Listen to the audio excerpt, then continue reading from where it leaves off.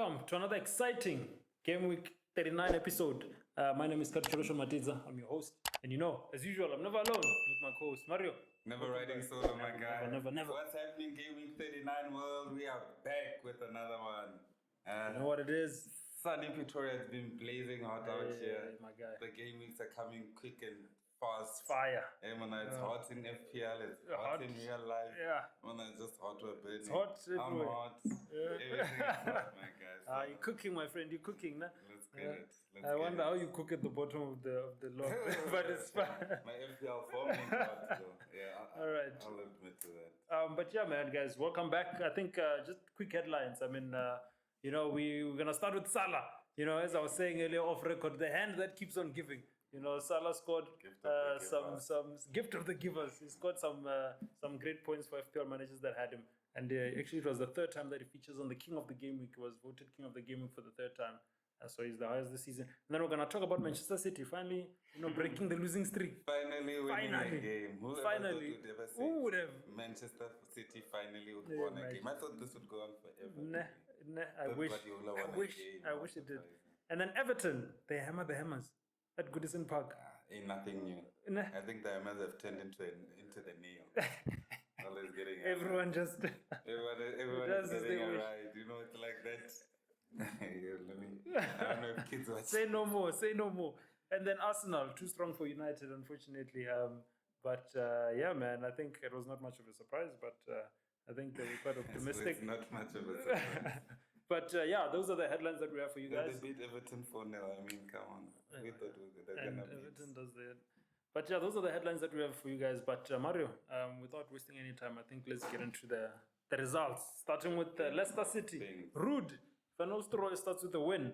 3-1 against West Ham, as we say. Real Madrid legend. A Man United legend.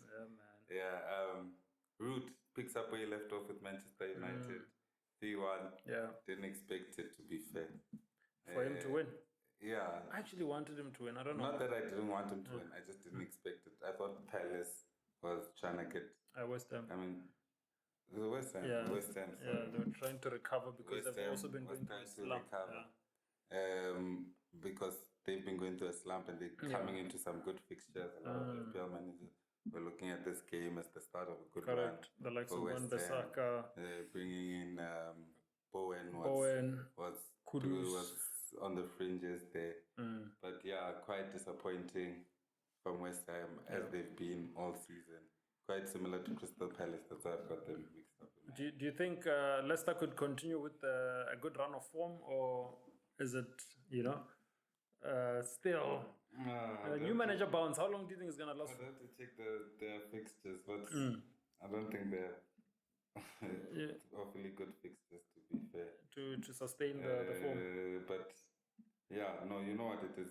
Relegation, when you fight relegation... So they have Brighton. You have a hunger. Sometimes you win games you're not supposed to win. Yeah. They have Brighton, they have Newcastle and Wolves after this. Yeah, I don't think it's the worst run, but I mean Brighton.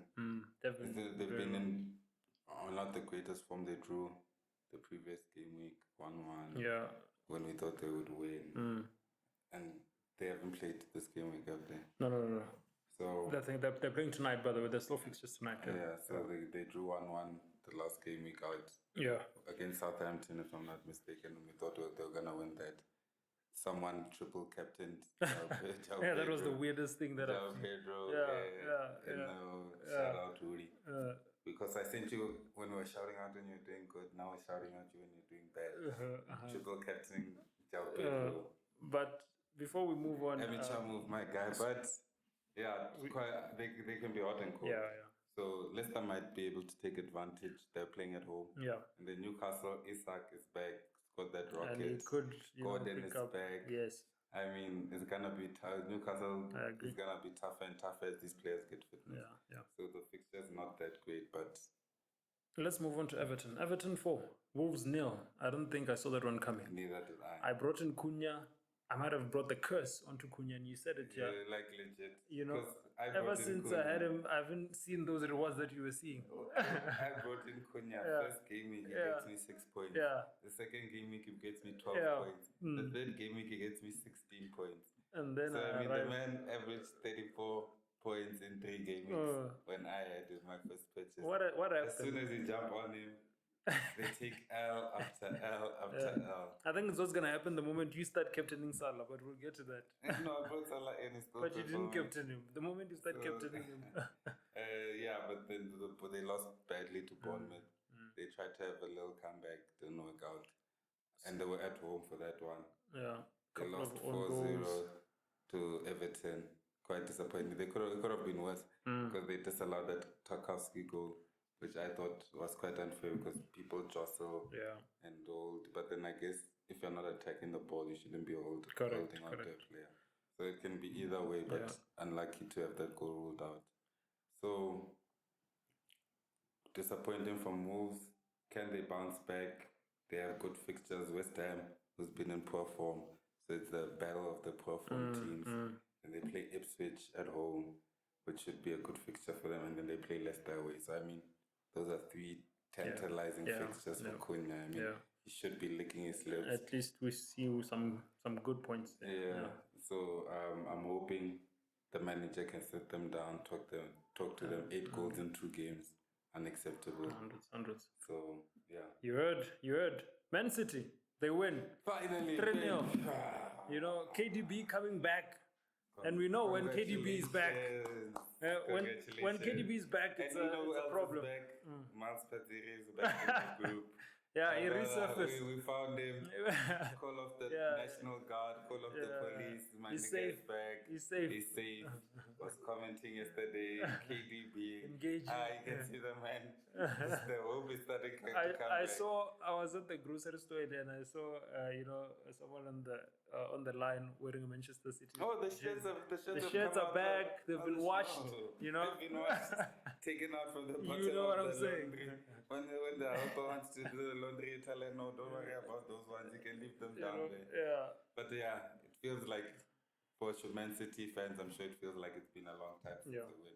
But for us, yes, 7 games. But for us, we're just getting started. I mean, it was just getting fun. I mean, why do you have to cut off the fun when it's just starting? But they back.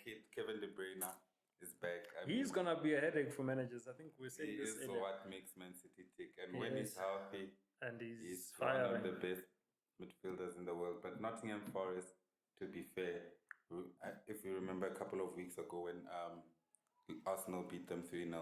I said Arsenal reset Nottingham Forest back to default setting. Yeah. And like literally they thing just with didn't Manchester City. I mean, Wood missing a one-on-one. Who would have thought? Missing a one-on-one. And just showed they had 12 shots in that game. So it just shows that Man City is still vulnerable. I would like to see them when they play a bit of more tougher opponents.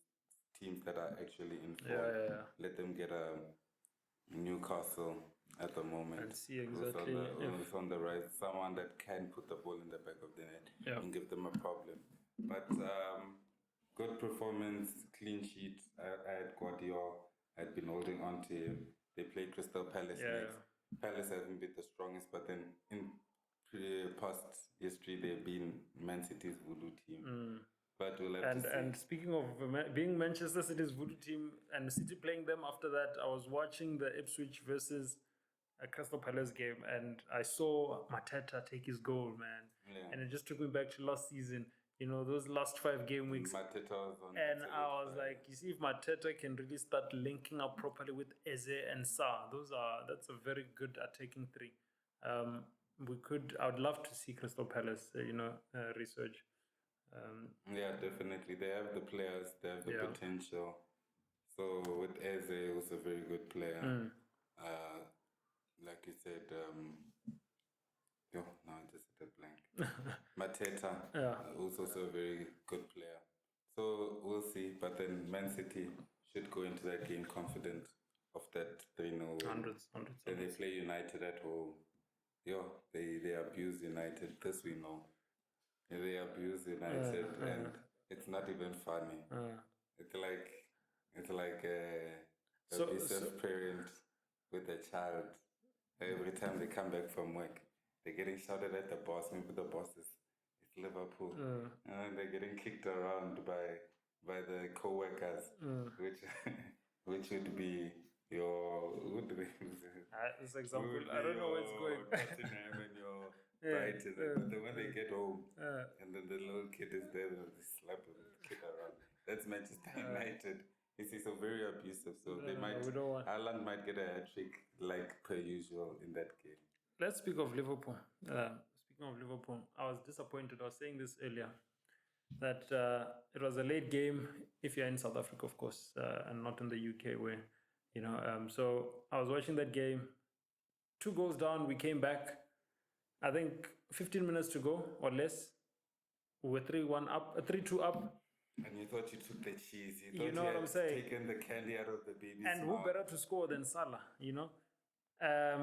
But we saw that shocking mistake by our goalkeeper, Keller. He's been consistent for us for so long. He's saved us in a lot of situations. But yeah, everyone can agree that that was a terrible mistake. And I don't think we needed that going into Merseyside derby next week or this coming weekend. Come on. You can't tell me really worried about it's a Merseyside derby. It's a derby. You never know these things. You never know. Come on, I think given let's that be reasonable. Newcastle and Everton are not even in the same playing field. Did you Everton picked up some form. They're confident. They were 2 own goals. They won 4-0 with 2 own goals. And Dominic Calvert-Lewin thought he scored both of them. And I've never seen a man laying on the ground after the first one. Hopeful for the first one he scored.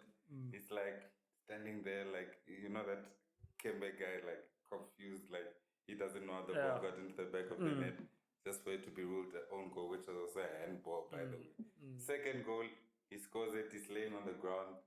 He's in disbelief, but at the same time, I've never seen a man more relieved just for it to be an own goal. So, Dominic Calvert-Lewin, whoever bewitched you, they died. And they can't undo. Back to Newcastle, 3-3. You saw the highlights. What did you think? Strong Newcastle, like I said, when I was talking about Leicester playing Newcastle. They have Isaac Gordon is back. Beautiful goal there. As soon as your Rocket, probably contender for goal of the month as well. Yeah.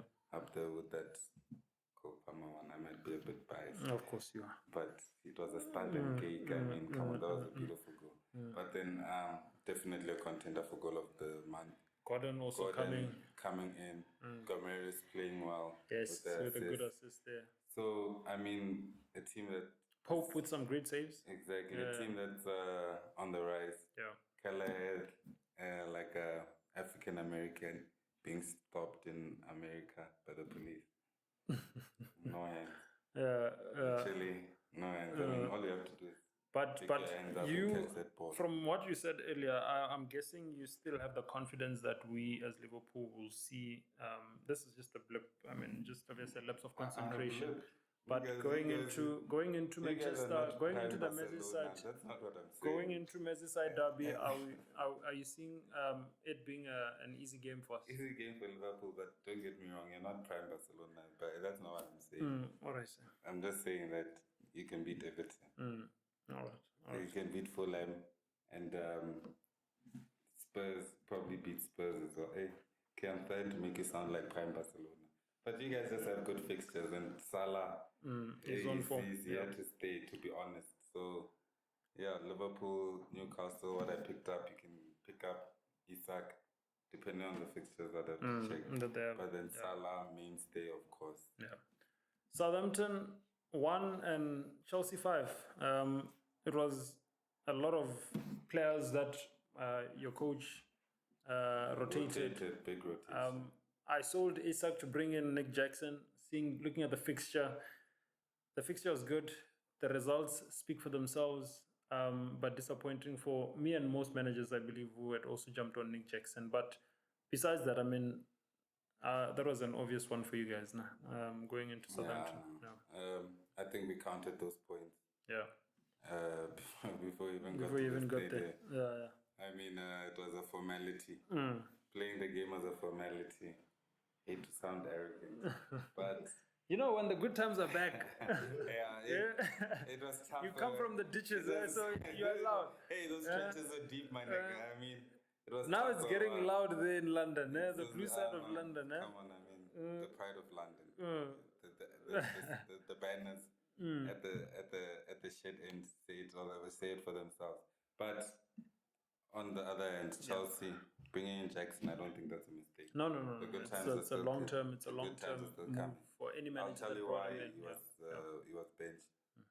Not only did obviously we counted that game, the coach showed it in his selection because he had a clear plan. He has a cup team, and he has a Premier League team, and it's one or two players might be able to break into the Premier League team from the club players, but not a wholesale change like that. It's classy and whatnot. So obviously the team was not taken seriously. But on the other hand,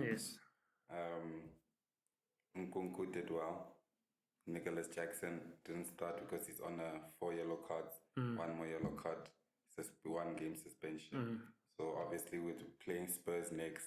You're preserving him for Spurs, and then rather he picks up that card in the next game. In the next game where he can play out the game. Of course, rather than to risk it against us. Something that managers should also keep in mind, those that did bring him in like myself, right? We do know that not only did we miss points from this game, we are likely going to miss another game where he is yellow carded. But also again, earlier I wanted to make the point that we are going into the Christmas period. Games are coming in thick and fast. And with the depth that you guys have, managers, should they also expect more rotation from Chelsea, given the fact that you have depth and you have fixtures, and you also want to, make sure that everyone is getting a good run? And I won't lie to you. When I look at names on paper, for me, Chelsea has the deepest squad in the league. And it's a problem for managers, FPL managers specifically. For me. And the problem is they go into probably the best run of fixtures amongst all the teams. They play Tottenham up and down, Brentford, Everton, Fulham, Ipswich, Crystal Palace. It's all green. It's all green. The robots are just green. It's all green. So it's going to be difficult to not have Chelsea players in your team. But I think Maresca will want to take advantage of this.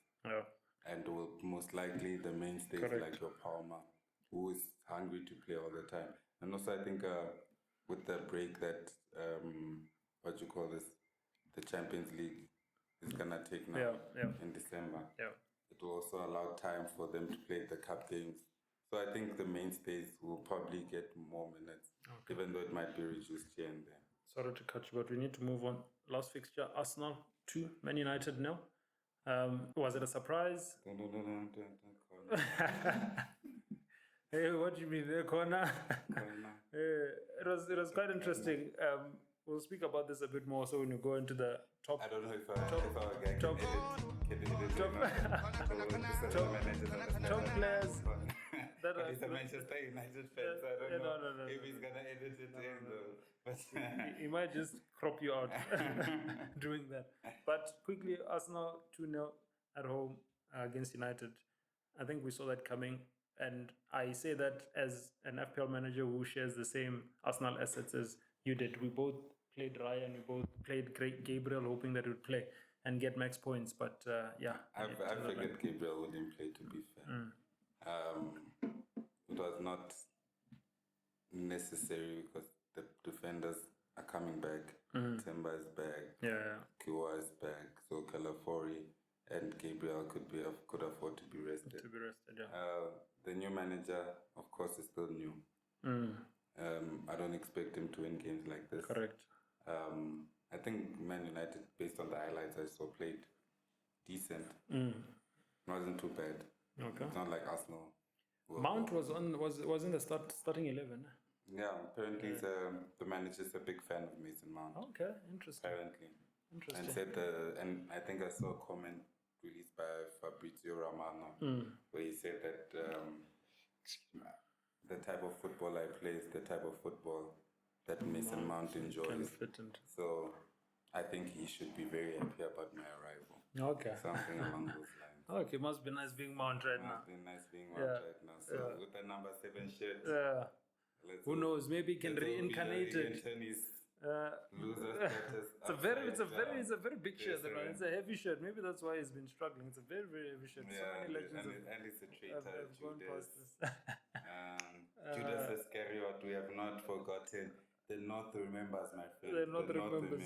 I'm not gonna quickly dive into this, the green and red arrows, simply because they're still fixtures, and I believe you might also have some players to play, right? And also players to come off the bench. Correct. So we're just gonna skip through this one, but our points, my friend, as it stands, I'm sitting on 56 points. I captained Salah. I think I'm captaining him. Actually, I forgot to uncaptain Salah. Let me rather say that I've forgotten to uncaptain Salah, and I think I'm gonna unforget to captain Salah for the remainder of the. It was too tempting. Southampton, Palmer. And did you see the comment? We spoke about this before we jumped on air, where Palmer posted a picture on Instagram, saying that, and then he said, "I'm sorry," and then he adds, Nkunku. But my FPL managers were relying on me. So I mean, he was close. He was close. A mentality like that, I mean, he just needed the homeboys looking out for the gang. It is. So, and he's consistent. One of the most consistent assets. Exactly. Still young, so. So I mean, it's.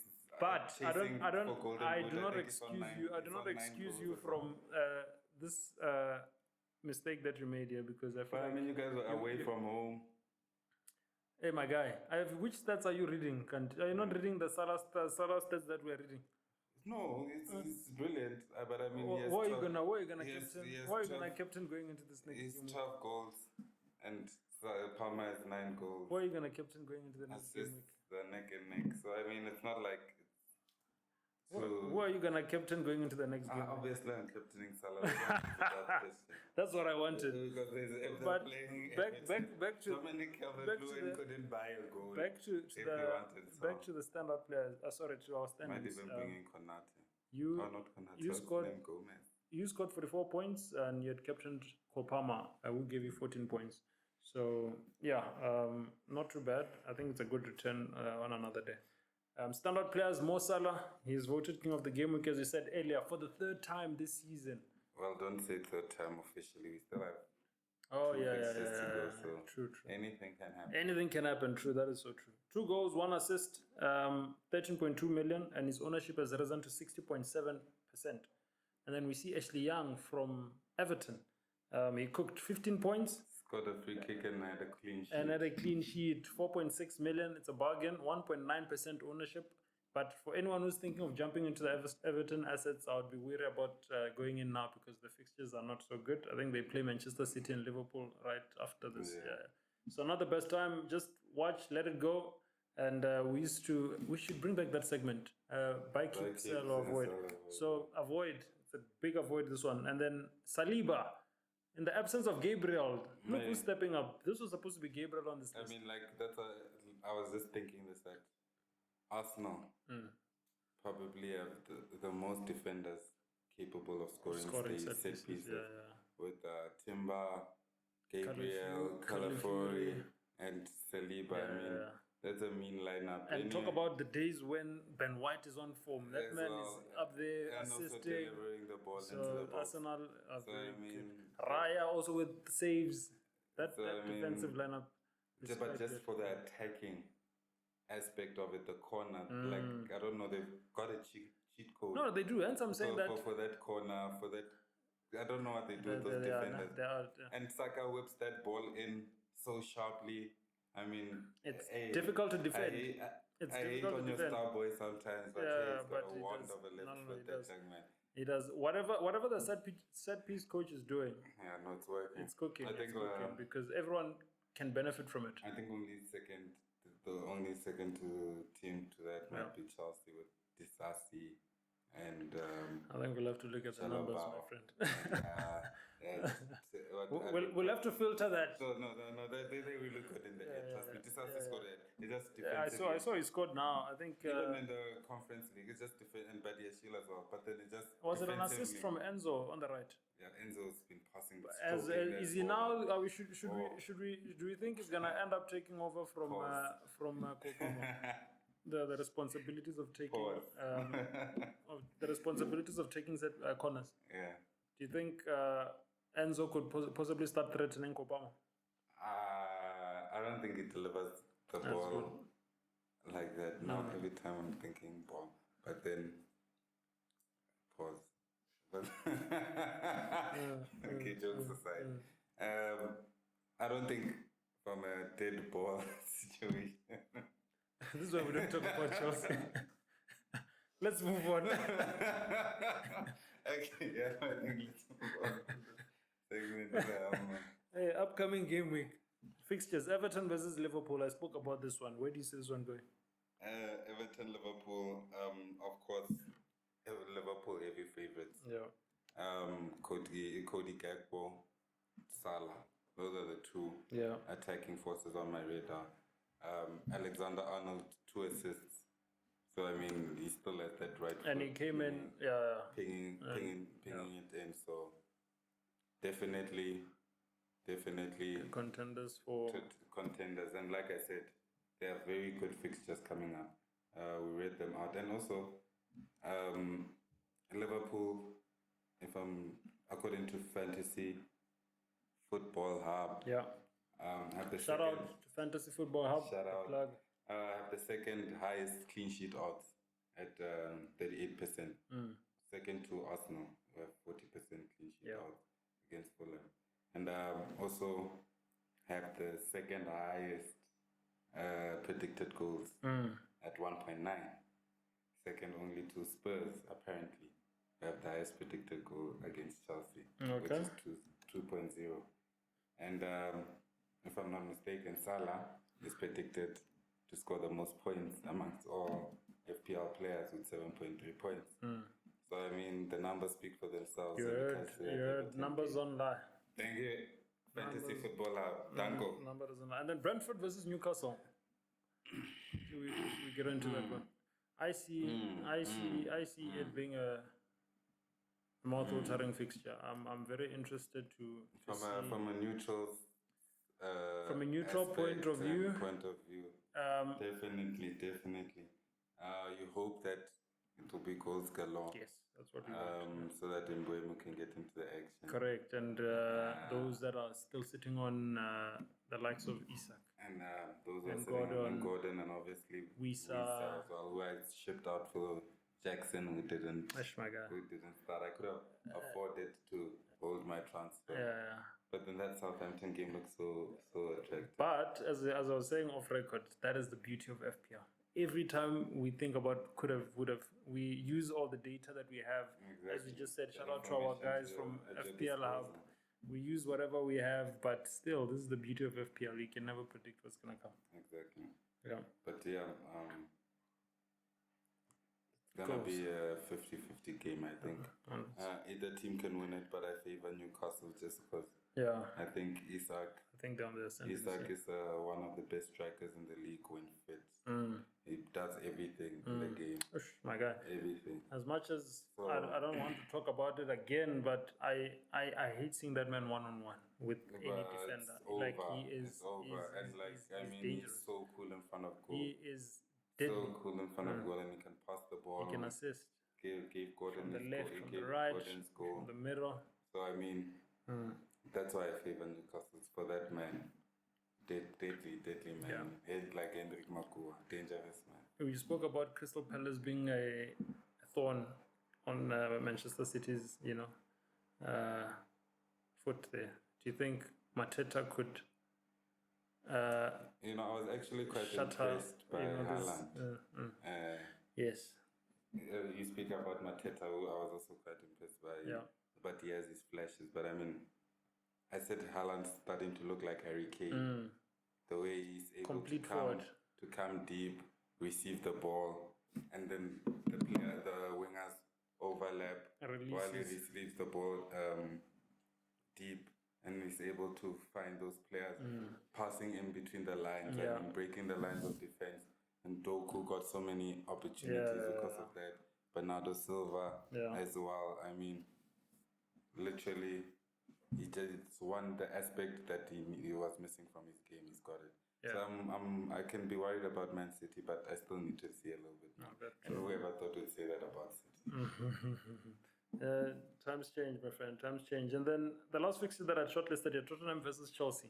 Earlier, you were mentioning that stats are in favor of Tottenham beating you guys. I said something around, is it because, oh, no. Is it because, no, I think I said something around, is it because of Solanke? But I was like, no, but Solanke doesn't really score goals. But yeah, I don't know. Your thoughts, what do you think? Why do you think the stats are in favor of Tottenham? According to Fantasy Football Hub.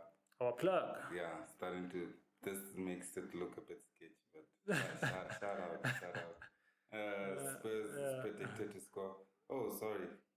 Aston Villa is predicted to score the most points actually. This coming game week. The most goals actually. Against Southampton, okay. 2.4. Okay. And Spurs is second with 2.0. Against Chelsea. Against Chelsea. Against Chelsea. Against Chelsea. Okay. Yeah, you had to say double take now. Chelsea is still predicted to score 1.6 goals, but then let's go Palmer. Let's go Palmer now. Palmer is predicted to score 6.9 points, but Son is also predicted to score 6.2 points. So I mean, it's like a close game, but based on these numbers, Spurs apparently is touted to beat Chelsea. I'll have to see how they do against Bournemouth tonight. But yes, I don't think so.